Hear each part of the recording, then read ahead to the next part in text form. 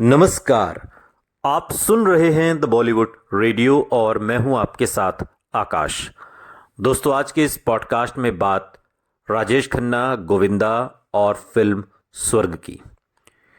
Hindi film industry के अस्तित्व को 100 साल से ज्यादा का समय बीत चुका है और इस दौरान बॉलीवुड में कई सारी फिल्में बनी और कई सारे सुपरस्टार आए और गए, लेकिन राजेश खन्ना तक कोई ये नहीं समझ पाया कि सेलिब्रिटी या सुपरस्टारडम क्या होता है। राजेश खन्ना ने अपने करियर में कई शानदार फिल्में की और उन फिल्मों के लिए काफी मोटी फीस भी वो लेते थे, लेकिन गोविंदा की एक फिल्म में काम करने के लिए राजेश खन्ना ने अपनी फीस आधी कर दी थी। ये राजेश खन्ना के करियर के ढलान का दौर था। गोविंदा की फिल्म स्वर्ग 2 मई साल 1990 को रिलीज हुई थी।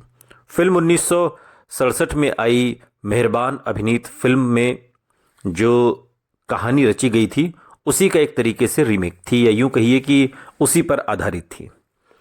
और इस फिल्म में गोविंदा के साथ राजेश खन्ना ने भी अहम भूमिका निभाई थी।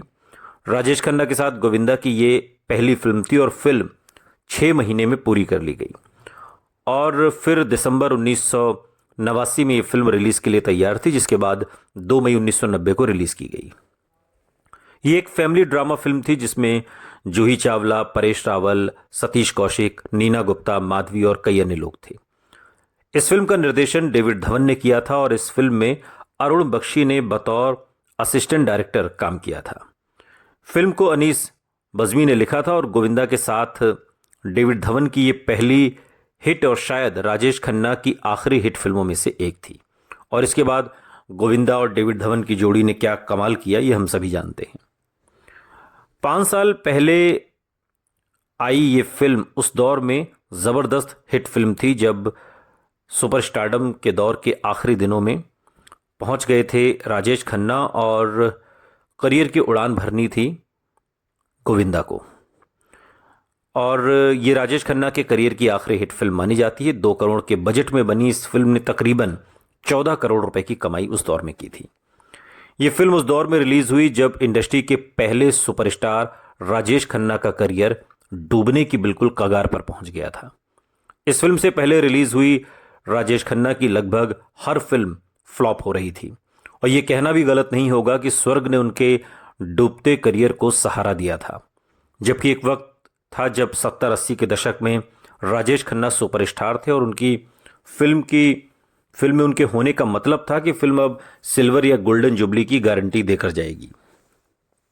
लेकिन वक्त बदलता है और बदलते वक्त के साथ सब कुछ बदल जाता है। इसलिए राजेश खन्ना फिल्म मेकर से काफी मोटी रकम तब मांगा करते थे और वही राजेश खन्ना को फिल्म में लेने के लिए फिल्म प्रोड्यूसर जमीन आसमान एक कर देते थे। घंटों उनके दरबार में हाजिरी लगाया करते थे उनके बंगले आशीर्वाद में, कार्टर रोड पर जो था। राजेश खन्ना की हर सुपरहिट फिल्म के साथ उनके सुपरस्टार बनने की दर में तेजी से बढ़ोतरी हुई। गोविंदा की फिल्म स्वर्ग जब रिलीज हुई, जो मेहरबान पर ही आधारित थी, जो साल 1967 में आई थी, इस फिल्म में गोविंदा के साथ राजेश खन्ना नजर आए और ये पहला मौका था जब राजेश खन्ना जैसा सुपरस्टार और न्यू कमर गोविंदा के साथ एक फिल्म में वो काम कर रहे थे। इस फिल्म की शूटिंग से जुड़े कुछ दिलचस्प किस्से अरुण बख्शी ने एक इंटरव्यू में सुनाए और गोविंदा ने भी एक इंटरव्यू में उस दौर के किस्सों को साझा किया। लेकिन अरुण बख्शी को पहले आप समझिए। अरुण बख्शी कहते हैं कि दिलचस्प बातें भी उन्होंने साझा करते हुए कहा कि स्वर्ग की शूटिंग के दौरान काका का करियर कुछ खास चल नहीं रहा था। उनकी ज्यादातर फिल्में बॉक्स ऑफिस पर ढेर हो रही थीं और शायद यही वजह थी कि डेविड धवन को उन्हें स्वर्ग में कास्ट करने के लिए ज्यादा मेहनत नहीं करनी पड़ी। जैसे ही उन्हें फिल्म ऑफर हुई तो उन्होंने तुरंत इस रोल के लिए हाँ कर दिया और फिल्म के लिए उन्होंने अपनी फीस भी घटा ली थी और 2 करोड़ रुपए में के बजट में बनी इस फिल्म ने 14 करोड़ रुपए कमा लिए थे उस वक्त की हमारी इस फिल्म ने। ये तमाम बातें उन्होंने अपने इंटरव्यू में कही हैं। ये कहना भी गलत नहीं होगा कि स्वर्ग ने राजेश खन्ना को सहारा तो दिया, लेकिन इसका कोई खास फायदा उन्हें नहीं हुआ। इसका सारा क्रेडिट, सारा फायदा गोविंदा को हुआ और वो गोविंदा जिन्होंने डेविड धवन के साथ मिलकर एक के बाद एक सुपर डुपर हिट फिल्मों की झड़ी लगा दी। इस फिल्म में गोविंदा का जो किरदार था और राजेश खन्ना का जो किरदार था, यानी नौकर और मालिक का जो किरदार था, ये उस दौर की खासियत थी, इस तरह की फिल्में तब बना करती थी। लेकिन राजेश खन्ना अपने करियर के ढलान पर थे और उनमें आत्मविश्वास की भयानक कमी आ गई थी। अरुण बख्शी उन दिनों को याद करते हुए कहते हैं कि अपने करियर को डूबता देख काका काफी परेशान हो गए थे। यहां तक कि उन्हें अपने अभिनय कौशल पर भी भरोसा नहीं था, जो उनकी सबसे बड़ी खासियत थी। उस वक्त वो सेल्फ कॉन्फिडेंट की कमी से जूझ रहे थे। अरुण बख्शी बताते हैं कि भले ही उन दिनों भी वो सेट पर एक आधे घंटे की देरी से आते थे, लेकिन उनमें सेल्फ कॉन्फिडेंस की बहुत कमी थी और वो कई बार पहले दिन के शॉट्स को दोबारा शूट करने लगते थे। और कुछ ऐसा ही वाकया गोविंदा एक इंटरव्यू में फिल्म स्वर्ग से जुड़ा हुआ बताते हैं। वो कहते हैं कि मेरी तो खुशी का ठिकाना नहीं था जब पहली बार मेरे सामने ये प्रस्ताव आया कि मुझे स्वर्ग फिल्म में काम करना है और साथ में राजेश खन्ना होंगे। अब राजेश खन्ना को हम लोग बचपन के दिनों से जो यादें थीं, गोविंदा कहते हैं, वो एक सुपरस्टार की थीं और वो हमेशा सुपरस्टार थे, हैं और रहेंगे। राजेश खन्ना के साथ काम करने के अपने अनुभव के बारे में बताते हुए गोविंदा कहते हैं कि पता नहीं आप लोग इस बात से इत्तेफाक रखेंगे या नहीं, लेकिन मुझ पर जो बात के दिनों में शूटिंग सेट पर लेट आने की, लेट लतीफ़ होने का जो टैग लगा, वो मैं समझता हूँ कि राजेश खन्ना साहब की देन है। उन्हें देखते हुए मैंने 6 महीने में हम लोगों ने ये फिल्म की शूटिंग पूरी की थी और जिस तरह का उनका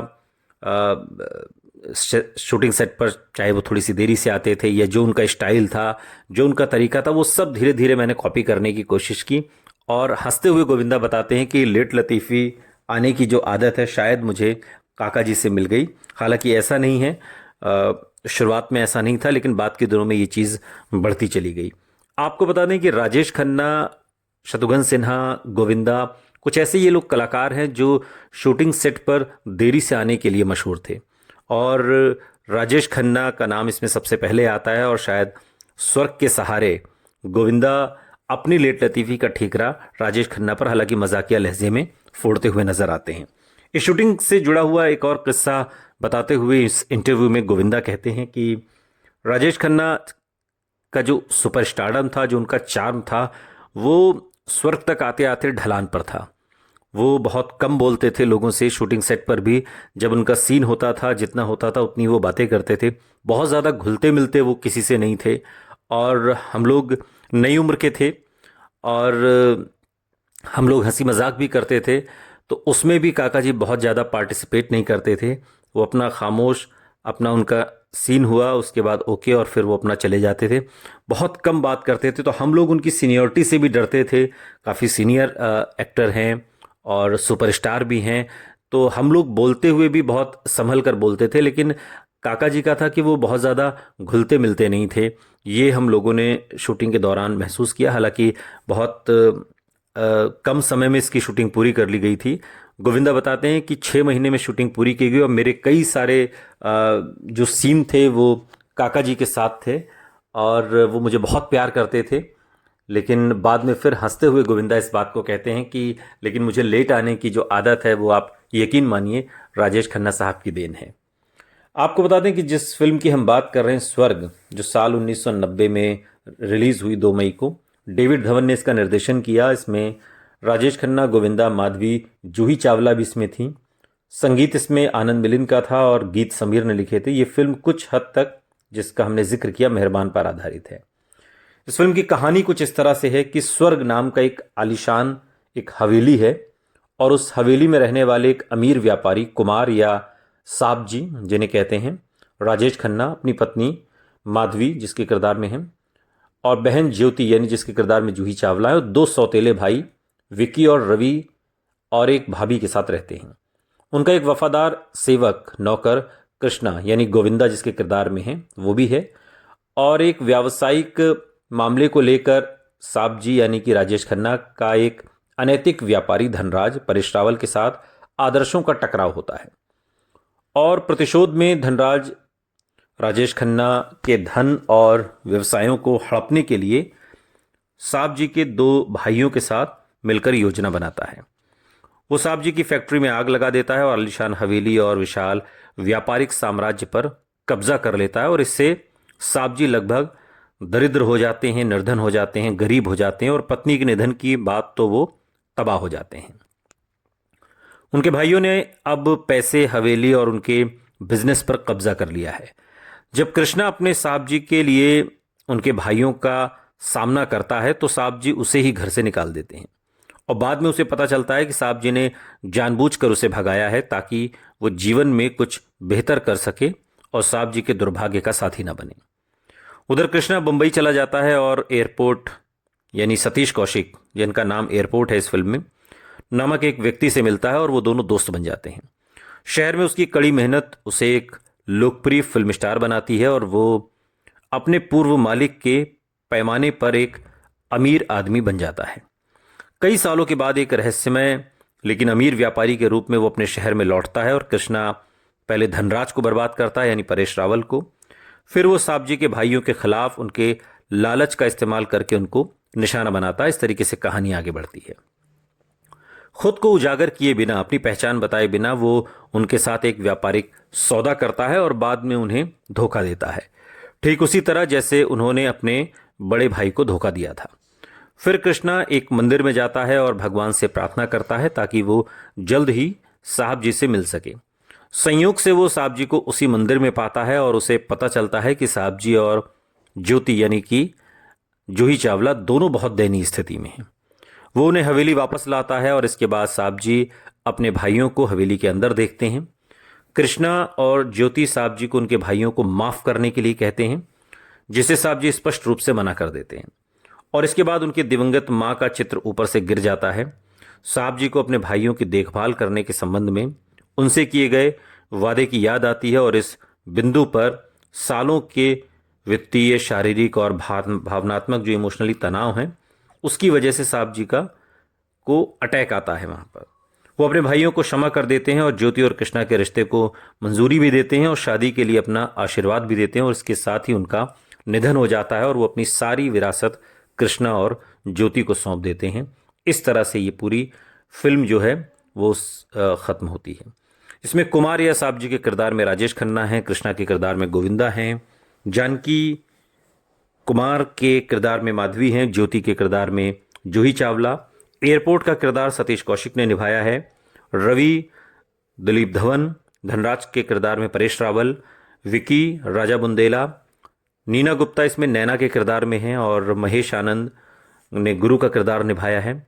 विकास आनंद चौधरी के किरदार में अरुण बख्शी इस फिल्म के निर्देशक हैं और इस निर्देशक की भूमिका में हैं जब गोविंदा हीरो बनता है, और माली के किरदार में यूनिस परवेज और नागपाल के किरदार में भरत कपूर।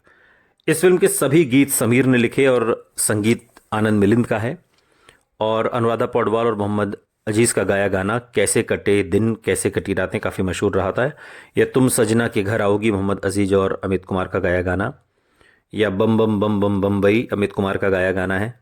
ए मेरे दोस्त लौट के आजा ये भी बड़ा मशहूर हुआ था, मोहम्मद अजीज का गाया। या फिर अमित कुमार और नितिन मुकेश का गाया फिल्मों के सारे हीरो। इस तरह से इसके गाने काफ़ी मशहूर हुए। लेकिन ये फिल्म इसलिए याद की जाती है क्योंकि इस फिल्म में गोविंदा पहली बार राजेश खन्ना के साथ नजर आए और राजेश खन्ना की ये आखिरी हिट फिल्म थी, सुपर हिट कह सकते हैं। सुनते रहिए द बॉलीवुड रेडियो, सुनता है सारा इंडिया।